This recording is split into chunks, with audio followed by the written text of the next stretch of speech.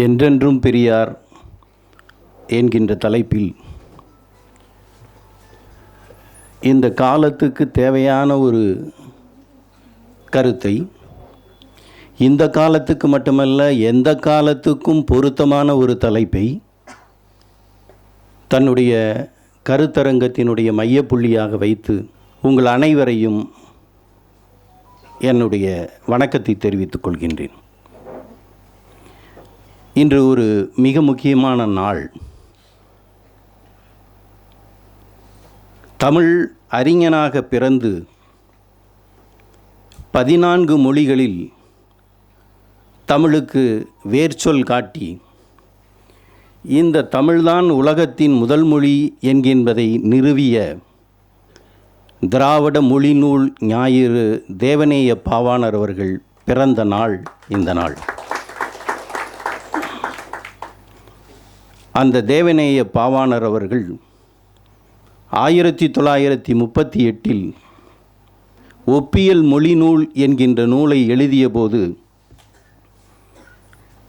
தேவநேய பாவாணரை போய் சந்தித்து அந்த புத்தகங்களை எல்லாம் வாங்கி தான் போகும் கூட்டங்களிலெல்லாம் போய் பாவாணரின் நூலை விற்றவர் தலைவர் தந்தை பெரியார் அவர்கள்.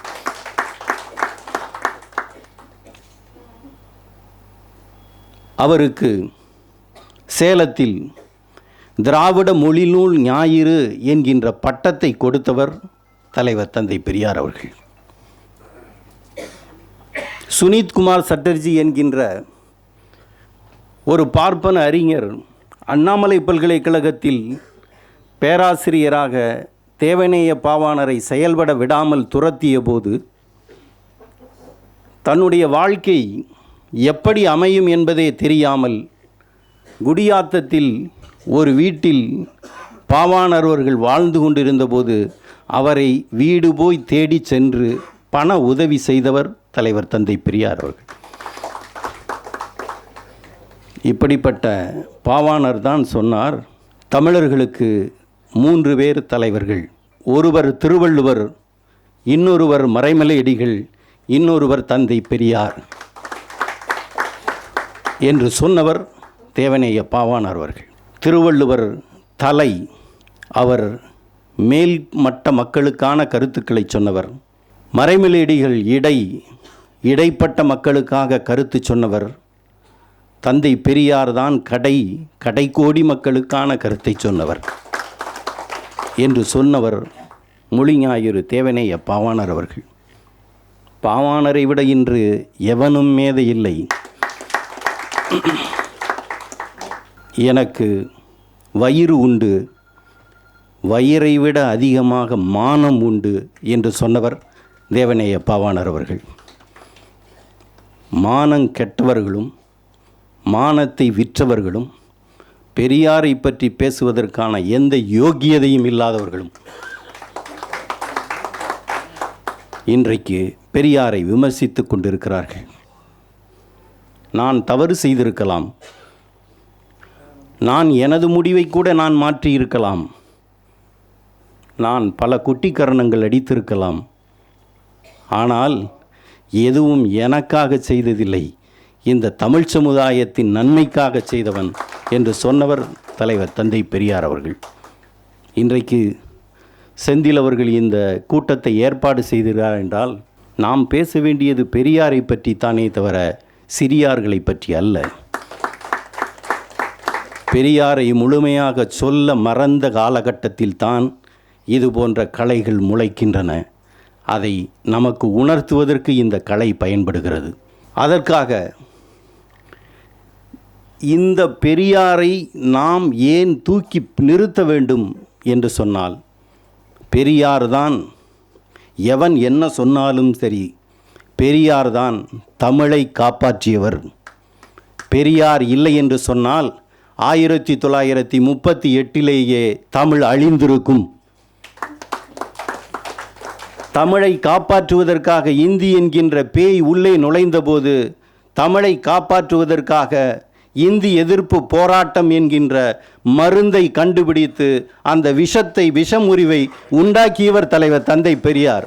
1938 இன்று தமிழ் வாழ்கிறது என்று சொன்னால் அதற்கு தலைவர் தந்தை பெரியார் மட்டும்தான் காரணம்.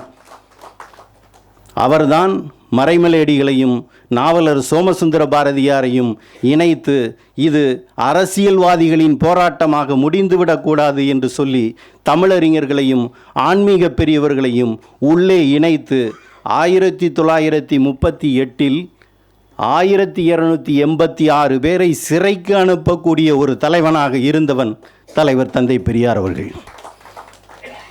308 பெண்கள் 32 குழந்தைகள் சிறைக்கு போன வரலாறு 1938 இந்தி போராட்டத்தினுடைய வரலாறு.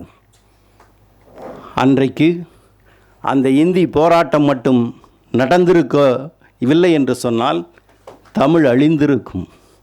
பெரியார் சொன்னார், இந்தி நுழைவதால் தமிழ் அழிந்து விடாது, எந்த மொழி வந்தாலும் தமிழ் அழிந்து விடாது, தமிழுக்கு அந்த சக்தி இருக்கிறது. ஆனால் இந்தி நுழையுமானால் தமிழ் சமுதாயத்தின் பண்பாடும் கலாச்சாரமும் அழிந்து போகும்.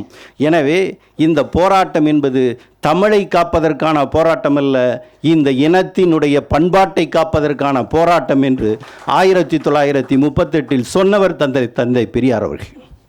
இன்றைக்கு யாராலும் சொல்ல முடியாது. தமிழ் தேசியவாதிகளாக இருந்தாலும் சரி, படை நடத்த தைரியம் இருந்தாலும் சரி, தமிழ்நாடு தமிழருக்கே என்று சொல்வதற்கான யோகியதை தைரியம் எவனுக்காவது இருக்கிறதா? 1938 அந்த கோஷத்தை முதலாக வடிவமைத்தவர் தலைவர் தந்தை பெரியார் அவர்கள். 1938 விடுதலையின் தலையங்கத்தில் தமிழ்நாடு தமிழருக்கே 1, தமிழ்நாடு தமிழருக்கே 2, தமிழ்நாடு தமிழருக்கே 3 என்று தலையங்கம் தீட்டியவர் தலைவர் தந்தை பெரியார் அவர்கள். 1956 தமிழ்நாடு தமிழருக்கே என்று சொன்னவர் தலைவர் தந்தை பெரியார் அவர்கள். 1968 பம்பாயில் சிவசேனாக்காரர்கள் தமிழர்களை தாக்கிய போதும் தமிழ்நாடு தமிழருக்கே என்று சொன்னவர் தலைவர் தந்தை பெரியார் அவர்கள். 1973 தனது மரணப்படுக்கைக்கு முன்னால் 5 நாட்களுக்கு முன்னால் அவர் நடத்திய மாநாட்டுக்கு பெயர் தமிழர் இழிவு நீக்க மாநாடு என்பதாகும். எவன் தமிழன் என்று சொல் என்பதை கேட்பதற்கான யோகியதை எந்த தமிழனுக்கும் கிடையாது. தமிழை காப்பதற்கான மருந்தை 1938 கண்டுபிடித்தார். அதேபோல்தான் தமிழனை காப்பாற்றுவதற்கு அவர் ஒரு மருந்து கண்டுபிடித்தார். அதுதான் சமூக நீதி என்கின்ற மருந்து.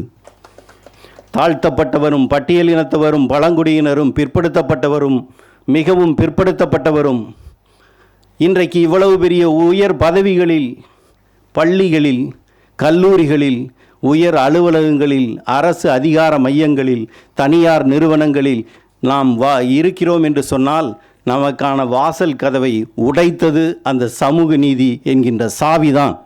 அவருடைய சுத்தியல் தான் உடைத்தது.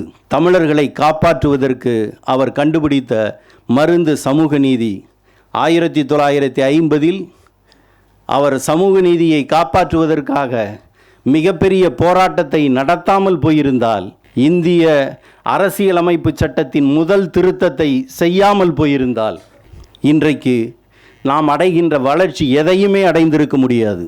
நாம் இப்படி பள்ளிகளையும் கல்லூரிகளையும் பல்வேறு அரசு அலுவலகங்களையும் கைப்பற்றி விட்டோம் என்பதற்காகத்தான், அதை தடுப்பதற்குத்தான் இவர்கள் UGCயை கொண்டு வந்து பல்கலைக்கழகங்களை கபலீகரம் பண்ண பார்க்கிறார்கள்.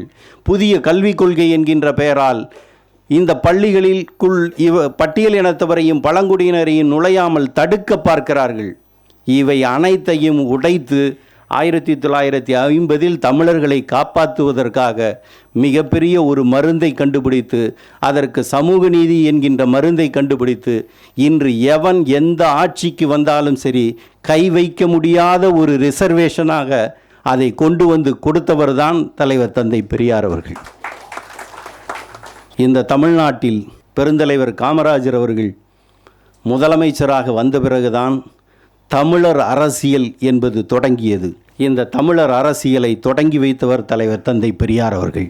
1952 ராஜாஜி அவர்கள் முதலமைச்சராக இருந்து குலக்கல்வி திட்டத்தை கொண்டு வந்து தன்னுடைய பதவியை விட்டு விலகக்கூடிய அளவுக்கு மிகப்பெரிய போராட்டத்தை 2 ஆண்டுகள் நடத்தி, கொல்லைப்புற வழியாக வந்த ராஜாஜியை அதே கொல்லைப்புற வழியாகவே விரட்டியவர் தலைவர் தந்தை பெரியார் அவர்கள். ராஜாஜிக்கு பிறகு ராஜாஜியின் சிஷியர்கள் சி சுப்பிரமணியமும் பக்தவச்சலமும் தமிழ்நாடு காங்கிரஸ் கமிட்டியை கைப்பற்றுவதற்கு திட்டமிட்ட போது அந்த சதியை உடைத்தவர் தலைவர் தந்தை பெரியாரும் பெரியாரினுடைய நண்பர் டாக்டர் வரதராஜல் நாயுடுவும். டாக்டர் வரதராஜல் நாயுடுவும் பெருந்தலைவர் காமராஜர் அவர்களும் உட்கார்ந்து அடுத்த முதலமைச்சராக யார் வர வேண்டும் என்பதை பற்றியான ஆலோசனை கேட்டுக்கொண்டிருந்த போது அவர்கள் முடிவுக்கு வர முடியாத நிலையில் அன்றைக்கு சிதம்பரத்தில் இருந்த தந்தை பெரியார் அவர்களை அவசரமாக வரச் சொல்லி இன்றைக்கு ராஜாஜி மண்டபம் இருக்கின்ற இடத்தில் அன்றைக்கு அரசு அதிகாரிகளினுடைய குடியிருப்புகள் இருந்த இடத்தில் டாக்டர் வரதராஜல் நாயுடு அவர்களுடைய வீடு இருந்தது. அந்த வீட்டில் பெருந்தலைவர் காமராஜர் அவர்களும் தந்தை பெரியார் அவர்களும் டாக்டர் வரதராஜல் நாயுடு அவர்களும் 3 பேரும் உட்கார்ந்து பேசினார்கள். பேசும்போது காங்கிரஸ் கட்சிக்குள் இருக்கின்ற எல்லா பிரச்சனையும் பெருந்தலைவர் காமராஜர் சொல்கிறார். யாராவது ஒருத்தரை போட்டு நான் இந்த ஆட்சியை இந்த கட்சியை நடத்தி கொள்கிறேன் என்று சொன்னபோது யாராவது ஒருத்தரை போட்டு வேலை வாங்குவதை விட அந்த வேலையை நீங்களே இருந்து பாருங்கள் என்று முதலாக சொன்னவர் தலைவர் தந்தை பெரியார் அவர்கள்தான். காமராஜர் சொன்னார், என்னால் எப்படி முதலமைச்சராக இருக்க முடியும், எனக்கு எந்த அனுபவமும் இல்லை, எதிர்ப்பு அதிகமாக இருக்கும் என்று சொன்னபோது உங்களுக்கு வருகின்ற எல்லா எதிர்ப்பையும் நான் பார்த்து கொள்கின்றேன், நீங்கள் ஆட்சியை மட்டும் நடத்துங்கள் என்று சொல்லி தமிழ்நாட்டில் முதலாக ஒரு தமிழர் ஆட்சியை உருவாக்கிய தலைவர் தந்தை பெரியார் அவர்கள். அவருக்கு பச்சை தமிழர் என்கின்ற பட்டத்தை கொடுத்தார். அதைவிட இன்னொன்று சொன்னார், இரட்சகர் என்று சொன்னார். இரட்சகர் என்கின்ற வார்த்தை ஒரு ஆன்மீக வார்த்தை, ரட்சிப்பு என்பது ஆன்மீக வார்த்தை. ஐயா அவர்கள் நீங்கள் இரட்சகர் என்று சொல்லலாமா என்று கேட்டபோது பிச்சைக்காரனையும் ஆன்மீகவாதி என்கின்ற பெயரால் இருக்கின்ற சிலரையும் சாதாரண மனிதனையும் அவன் அவாள் என்றால் மகானாக்கி விடுகிறான். ஆனால் நம்முடைய சமூகத்தைச் சேர்ந்த அனைவரையும் படிக்க வைக்கின்ற காமராஜரை விட வேறு இரட்சகன் எவன் இருக்க முடியும் என்று கேட்டவர் தலைவர் தந்தை பெரியார் அவர்கள். காமராஜர் முதலமைச்சராக வந்தபோது பெரியார் விடுத்த ஒரே ஒரு அறிக்கை, தமிழ்நாட்டில் முதலாக வார்த்தைகளை கவனியுங்கள், தமிழ்நாட்டில் முதலாக பார்ப்பனர் அல்லாத தெலுங்கர் அல்லாத முதல் அமைச்சரவை அமைகிறது, இதுதான் தமிழர் ஆட்சி, இந்த ஆட்சிக்காகத்தான் நான் காத்திருந்தேன் என்று எழுதுகிறார். அவர் ஆதரித்தது நீதி கட்சி ஆட்சியாக இருந்தாலும் அந்த நீதி கட்சியில் கூட தமிழர் அல்லாத ஒரு அமைச்சரவையை ஆதரித்து இருந்தாலும், ஆனால் காமராஜர் தலைமையில் அமைந்ததைத்தான் ஒரு பச்சை தமிழர் ஆட்சி என்று சொல்லக்கூடிய தைரியமும் துணிச்சலும் இருந்தவர் தலைவர் தந்தை பெரியார் அவர்கள். திராவிட முன்னேற்றக் கழகத்தினுடைய ஆட்சி 1967 வந்து பேரறிஞர் அண்ணா இறந்ததற்கு பிறகு 1969 தலைவர் கலைஞர் அவர்கள் முதலமைச்சரான போது பெரியார் ஒரு அறிக்கை கொடுக்கிறார். திராவிட முன்னேற்றக் கழகத்தினுடைய முதலமைச்சர்களுக்கும் அமைச்சருக்கும் நான் ஒரு கட்டளை இடுகிறேன், உங்கள் கைகளில் உங்களுக்கு முன்னால் வரும் கோப்புகளில் நீங்கள் கையெழுத்திடும்போது அந்த கையெழுத்தால் ஒரே ஒரு தமிழன் நன்மை பெறுகிறானா என்பதை பார்த்துவிட்டு நீங்கள் கையெழுத்து போடுங்கள் என்று கட்டளையிட்டவர் தந்தை பெரியார் அவர்கள். உங்களுக்கு முன்னால் வருகின்ற பேரில் அவன் எழுதப்பட்டுள்ள பேர் என்பது அது பார்ப்பனனின் பெயரா, மலையாளியின் பெயரா, தெலுங்கனின் பெயரா, சைவனின் பெயரா, கிறிஸ்தவனின் பெயரா, இஸ்லாமியனின் பெயரா என்று பார்த்துவிட்டு அந்த தமிழனை வாழ வையுங்கள் என்று சொன்ன தமிழர் தலைவர்தான் தந்தை பெரியார் அவர்கள். இந்த அமைச்சரவை தமிழர்களின் அமைச்சரவை. இந்த அமைச்சரவை பார்ப்பனர் அல்லாதார் அமைச்சரவை எனக்கு நான் மிக மகிழ்ச்சியாக இருக்கிறேன். 90 ஆண்டுகள் நான் வாழ்ந்ததில் பயனுள்ளது என்று நான் இப்போதுதான் நினைக்கிறேன். ஏனென்றால் தமிழர்களெல்லாம் அமைச்சர்களாக வந்துவிட்டார்கள். இந்த தமிழ்நாட்டில் இருக்கின்ற சென்னை உயர்நீதிமன்றத்தின் நீதிபதிகளை பார்க்கிறேன். 18 பேரில் 14 பேர் தமிழர்கள் வந்து விட்டார்கள். இதைவிட எனக்கு மகிழ்ச்சி என்பது வேறு எதுவும் இருக்க முடியாது என்று சொன்னவர் தந்தை பெரியார் அவர்கள். அந்த சென்னை உயர்நீதிமன்றத்தில் எனக்கு ஒரே ஒரு வருத்தம், ஒரு பட்டியலின சமுதாயத்தைச் சேர்ந்த ஒருவர் நீதிபதியாக இல்லையே என்று தலைவர் தந்தை பெரியார் அவர்கள் அறிக்கை விட சில மாதங்களிலேயே அதற்கான ஏற்பாட்டை அன்றைய முதலமைச்சர் தலைவர் கலைஞர் அவர்கள் செய்து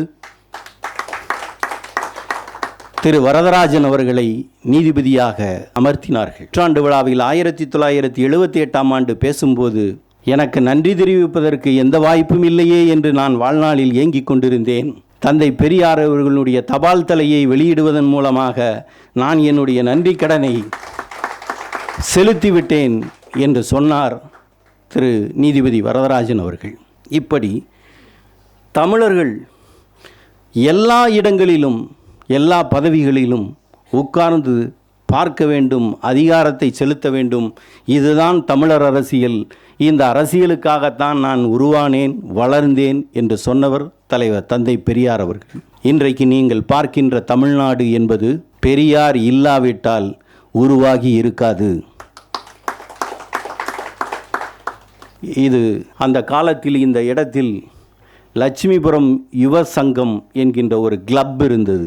அது பெரும்பாலும் பார்ப்பனர்கள் மெம்பர்களாக இருக்கின்ற இடம். அந்த இடத்தில் பார்ப்பனர்கள் கிளப்பில் பெரியாரை 1953ஆம் ஆண்டு பேசுவதற்காக அழைத்தார்கள். அந்த காலத்திலேயே அவர்கள் எவ்வளவு விவரமாக இருந்திருக்கிறார்கள் என்பதை நாம் புரிந்து கொள்ள வேண்டும். அந்த கூட்டத்தினுடைய நோக்கத்தை முதலில் பேசிய அந்த கிளப் செக்ரட்டரி பேசுகிறார்.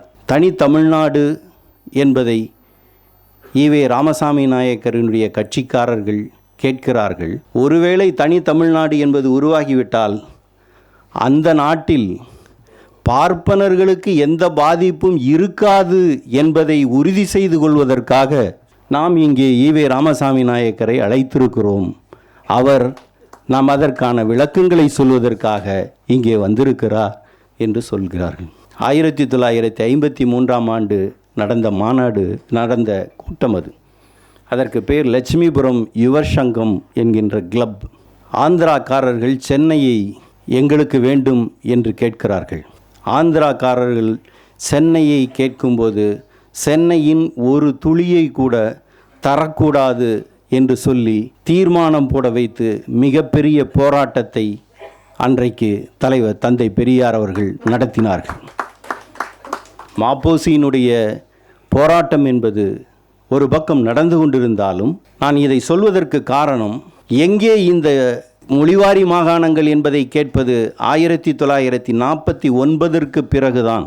ஆனால் தமிழரினுடைய மண் மீட்க வேண்டும், தமிழர்களுடைய வீரம் தளர்க்க வேண்டும் என்று சொல்லி 1943ஆம் ஆண்டே பண்டிதர் எஸ்.எஸ். ஆனந்தர் எழுதிய புத்தகத்தை தனது நூலில் வெளியிட்டு அந்த மொழிவாரி மாகாணங்களுக்கான உரிமையை நிலைநாட்டுவதற்கு 8 ஆண்டுகளுக்கு முன்பே தொடங்கியவர் தலைவர் தந்தை பெரியார் அவர்கள். அந்த லட்சுமிபுரம் யுவர் சங்கத்தில் பேசும்போது தான் பெரியார் சொல்கிறார், சென்னை போய்விடும் என்று பலரும் கவலைப்படுகிறார்கள். முழுக்கவே பார்ப்பனர்கள் உட்கார்ந்திருக்கின்ற ஒரு சபைக்குள் அவர் பேசுகிறார். இந்த சென்னை போய்விடும் என்று பலரும் பயப்படுகிறார்கள், போய்விடாது. இந்த சென்னையில் பார்ப்பனர்கள் அதிகமாக இருக்கிறார்கள், எனவே சென்னையை விட்டு தர மாட்டார்கள். எனவே சென்னை போய்விடும் என்று யாரும் பயப்படாதீர்கள். இன்னொன்று சொல்கிறார், சென்னையினுடைய தலைநகர சென்னையை ஆந்திராவுக்கும் தமிழ்நாட்டுக்குமான ஒரு ஒன்றுபட்ட தலைநகராக வைத்து கொள்ளலாம் என்று ஆந்திராக்காரர்கள் கோரிக்கை வைத்தபோது பெரியார் சொல்கிறார், ஏன் அப்படி கேட்கிறீர்கள் என்று கேட்டபோது, எங்களுக்கு தலைநகர் இல்லை என்று ஆந்திராவினுடைய தலைவர்கள் சொன்னபோது, தலைநகரே இல்லாத தலைநகராக வைப்பதற்கு ஒரு நகரமே இல்லாத நீ ஏன் மாநிலம் கேட்கிறாய் என்று கேட்டவர் தந்தை பெரியார் அவர்கள். அதன் பிறகு எங்களுக்கு தலைநகர் வேண்டாம், நாங்கள் இந்த சென்னைக்கும் சென்னை மாகாணத்துக்கும் ஆந்திராவுக்கும் ஒரே ஒரு தலைநகராக தலைமைச் செயலகமாக நாங்கள் இந்த கோட்டையை வைத்துக்கொள்கிறோம் என்று சொன்னபோது தந்தை பெரியார் சொல்கிறார், தனி குடித்தனம் போனவன் ஏன் சமையல் மட்டும் எங்கள் வீட்டில் வந்து செய்கிறாய் என்று கேட்டவர் தந்தை பெரியார் அவர்கள். எங்களுக்கு இந்த கோட்டையில் ஓராண்டு காலமாவது இருக்க வேண்டும், இருந்து நாங்கள் எங்களுடைய தலைமைச் செயலகத்தை நடத்தி கொள்கிறோம் என்று ஆந்திரர்கள் கேட்டபோது, உங்கள் மாகாணத்தில் நிறைய கல்யாண மண்டபம் இருக்கிறது, உங்கள் மாகாணத்தில் பெரிய பெரிய தியேட்டர்கள் இருக்கிறது, அதில் முகப்பை இடித்துவிட்டு அங்கே தலைமைச் செயலகத்தை வைத்துக்கொள் என்று சொன்னவர் தந்தை பெரியார் அவர்கள். அடுத்து ஒரு தந்திரம் நடந்தது. சென்னை, ஆந்திரா, கர்நாடகா என பிரிந்த பிறகு தென் மாநிலங்கள் அனைத்தையும் சேர்த்து தட்சிண பிரதேசம் என்கின்ற ஒரு திட்டத்தை பண்டித ஜவஹர்லால் நேரு உருவாக்கிய போது, தட்சிண பிரதேசம் வந்தால் அது தமிழரினுடைய தற்கொலையாக முடியும் என்று சொல்லி முதலாக பெருந்தலைவர் காமராஜருக்கு தந்தி கொடுத்தவர் தலைவர் தந்தை பெரியார் அவர்கள். தட்சிண பிரதேசம் மட்டும் வந்துவிட்டால் இந்த தட்சிண பிரதேசத்தில் இருக்கின்ற அனைத்து உயர் பதவிகளும் இடங்களும் மலையாளிகளுக்கும் தெலுங்கர்களுக்கும் போய்விடும். தோட்டி வேலையையும் போலீஸ் கான்ஸ்டபிள் வேலையை மட்டும்தான் தமிழன் பார்க்க வேண்டிய யோகியதை வரும். எனவே தட்சிண பிரதேசத்தை எதிர்த்து நாம் மிகப்பெரிய போராட்டத்தை நடத்த வேண்டும் என்று சொன்னவர் தலைவர் தந்தை பெரியார் அவர்கள். அதனால் தான் சொல்கிறேன், தமிழ்நாடு என்பதை காப்பாற்றியதும் தலைவர் தந்தை பெரியார் அவர்கள்தான். இதை அனைத்தையும் நாம் திரும்ப திரும்ப சொல்ல வேண்டும், நமக்குள்ளே சொல்லி கொண்டிருக்க வேண்டும். இது யாருக்காகவும் சொல்லவில்லை, நீங்கள் மனதிற்குள் நினைப்பவனுக்காகவும் நான் சொல்லவில்லை. நாம் சரியாக சொல்ல மறந்த இடத்தில் இது போன்ற ஆட்கள் வந்து விடுவார்கள். செந்தில் பேசும்போது சொன்னார், இலங்கையில் தமிழ்நாட்டில் திராவிடர் கழகம் உருவான போது இலங்கையிலும் திராவிடர் கழகம் உருவானது என்று. உண்மைதான். ஏனென்றால் 1929 பர்மாவுக்கு போய்விட்டு வரும்போது இலங்கைக்கு போய்விட்டு வந்து பெரியார் ஆற்றிய மிகப்பெரிய உரை இலங்கை சொற்பொழிவுகள் என்பதாகும். 1929 அவருடைய ஞானத்தின் உண்மையான திறவுகோல் என்பது இலங்கை சொற்பொழிவுகள் என்கின்ற அந்த புத்தகம். அதற்கு பிறகு இலங்கையில் சுயமரியாதை இயக்கம் தமிழர்கள் பகுதிகளில் மட்டுமல்ல, முதலில் மலையகத்தில்தான் பெரியாரினுடைய சுயமரியாதை இயக்கம் என்பது உருவானது.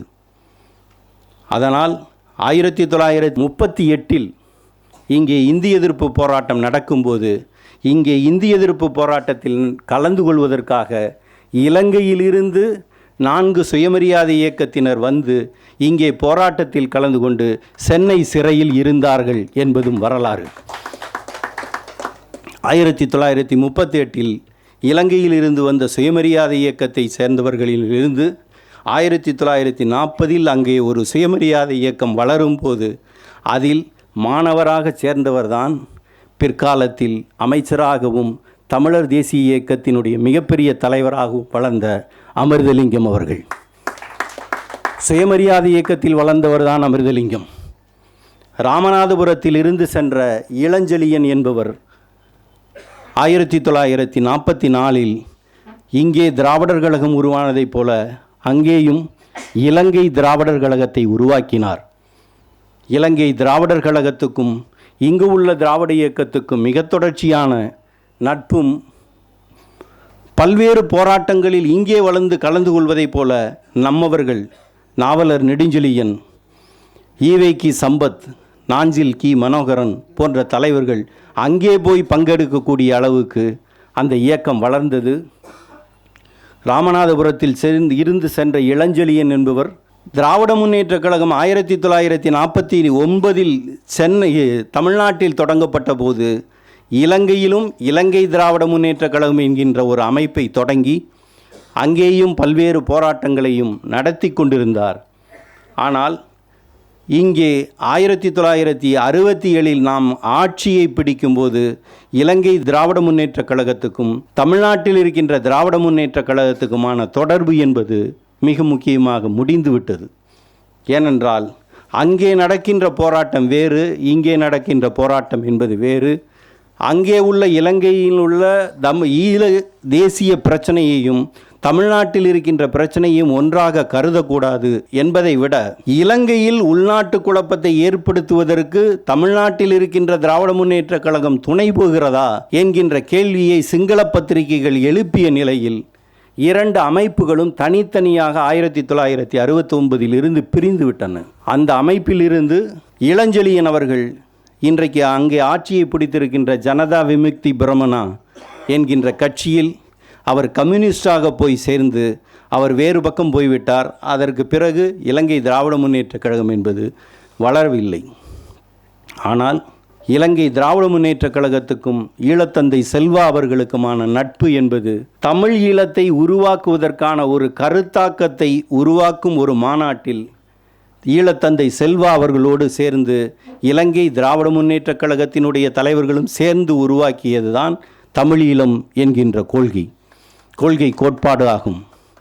அந்த கோட்பாட்டை உருவாக்க நினைத்த தலைவர் ஈழத்தந்தை தலைவர் செல்வா அவர்கள் 1972 தொடக்க காலத்தில் இங்கே வந்து தமிழ்நாட்டில் தந்தை பெரியார் அவர்களை சந்தித்து தங்களுடைய ஈழ போராட்டத்துக்கு முழுமையான ஆதரவு வேண்டும் என்று சொன்னபோது, உங்களுடைய போராட்டத்துக்கு என்னால் தார்மீக அடிப்படையில் அனைத்து ஆதரவையும் தர முடியும் என்று சொல்லி தமிழீழ போராட்டத்தை அன்றே அங்கீகரித்தவர் தலைவர் தந்தை பெரியார் அவர்கள். இந்த அகிம்சை போராட்டம் மட்டுமல்ல, பிரபாகரன் உருவாக்குகின்ற தமிழீழ விடுதலை புலிகள் அமைப்புக்கு முன்னதாக அவர் இருந்த அமைப்பு என்பது தமிழ்நாடு மாணவர் மன்றம் என்கின்ற ஒரு அமைப்பு. அந்த தமிழ்நாடு மாணவர் மன்றத்தை உருவாக்கியவர் சத்தியசீலன் என்கின்ற தலைவர். சத்தியசீலனால் போராளி ஆக்கப்பட்டவர் தான் பிரபாகரன். அந்த சத்தியசீலன் 1971 சிங்கள போலீசாரால் தேடப்பட்ட போது அவர் தமிழ்நாட்டுக்கு வந்து சந்தித்த தலைவர் தந்தை பெரியார் அவர்கள். தந்தை பெரியாரிடம் அவர் சொல்கிறார், நாங்கள் ஈழத்தமிழர்களினுடைய உரிமைக்காக போராடப் போகிறோம், எப்படி போராடப் போகிறீர்கள் என்று பெரியார் கேட்டதாகவும், நாங்கள் ஆயுதம் தாங்கி போராடுகின்ற முடிவுக்கு வந்திருக்கிறோம் என்று சத்தியசீலன் சொல்கிறார். நீங்கள் ஆயுதம் தாங்கி போராட வேண்டிய முடிவுக்கு வந்தால் பெரியார் சொல்கிறார், அவன் பெரிய பெரிய டாங்கி கொண்டு வந்து உங்களை அடித்தால் என்ன செய்வீர்கள் என்று கேட்கிறார். 1973 போராளிகள் அமைப்பை சேர்ந்த சத்தியசீலனை பார்த்து பெரியார் கேட்கிறார், பெரிய பெரிய டாங்கி கொண்டு வந்தால் நீங்கள் என்ன செய்வீர்கள் என்று கேட்டபோது, அந்த டாங்கிகளையும் எதிர்த்து நாங்கள் போராடுவோம் என்று சத்தியசீலன் சொல்ல, எப்படியோ உங்கள் விருப்பம் போல செய்யுங்கப்பா என்று சொன்னவர் தலைவர் தந்தை பெரியார் அவர்கள். நீங்கள் தமிழ்நாட்டில் நடக்கின்ற போராட்டமாக இருந்தாலும் சரி, தமிழீழத்தில் நடந்த போராட்டமாக இருந்தாலும் சரி, அது தமிழ் இனத்தை காக்கின்ற போராட்டமாக இருக்குமானால் அந்த இனத்தை காப்பதற்கான ஒரு தலைவனாக, உயர்ந்த மனிதனாக நிற்பவர், எந்த காலத்திலும் நிற்பவர். அவரை வீழ்த்த முடியாது. வீழ்த்த நினைப்பவர்கள் வீழ்ந்து படுவார்கள். அவரை வீழ்த்தியவர்களின் வரலாறு தான் தமிழ்நாட்டினுடைய வரலாறாக இருக்கிறது. வாழ்கின்ற தந்தை பெரியாரினுடைய வரலாறு என்பது வருங்காலத்தின் வரலாறாக எப்போதும் இருக்கும். நன்றி, வணக்கம்.